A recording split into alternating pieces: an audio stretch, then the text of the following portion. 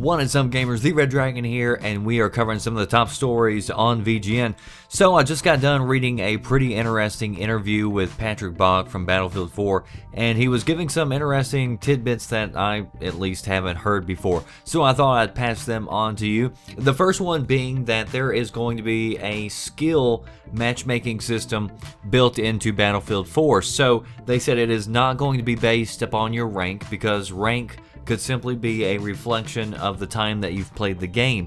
So they've done a, skill type matchmaking system in the past. I believe it was Bad Company 2 they did something similar with, and he mentioned that, and he said that system really didn't work. He said they've got a new system, and hopefully whenever the game comes out that it'll perform as it's supposed to.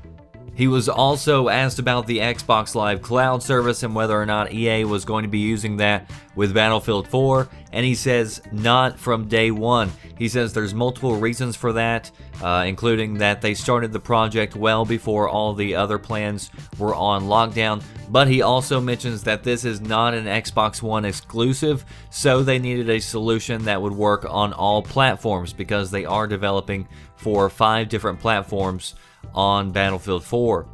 And then finally, he was asked about the current schedule and the release date for Battlefield 4 and how it won't be as busy because Watch Dogs has been delayed. And his answer is probably the most interesting, I thought, of the interview, and also the most scary part of next generation consoles as it stands right now, just getting off the ground, and not necessarily for Battlefield 4, but just for everybody in general. He says that people may not grasp how hard that is to develop a game at the same time as the hardware. He says they've been struggling a lot to keep up with the changes. Both sides need to adapt, and you end up being late. He says everything is very complicated. Battlefield itself is really complicated. When talking about Watch Dogs, he says, I don't blame them. There are times when we've considered doing the same thing. Luckily, we've overcome those hurdles and thought about what the game actually is on the next gen. We've had an excellent team working that out at the same time as the game itself, which is a big struggle. We can see that a lot of the next gen games coming are arguably lesser when it comes to the scope of features because of this problem.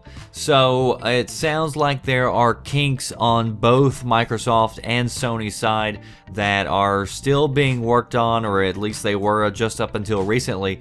And it sounds like that might be a really good reason why Watch Dogs decided to delay, because there have been so many changes up until the last minute.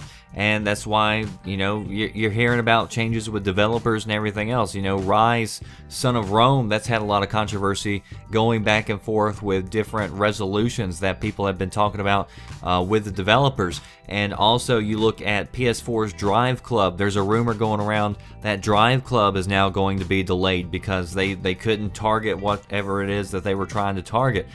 So we are going to keep you up to date on the latest news as it happens. Stay tuned. Links are in the description box if you want to read this interview. And what do you think about that? Are you scared about the next generation consoles and whenever they first release? Are you going to be better off waiting a little bit and making sure all the kinks are worked out? Or do you think everything is going to be just alright? That does it for me, The Red Dragon. I'll see you next time. Thanks for watching.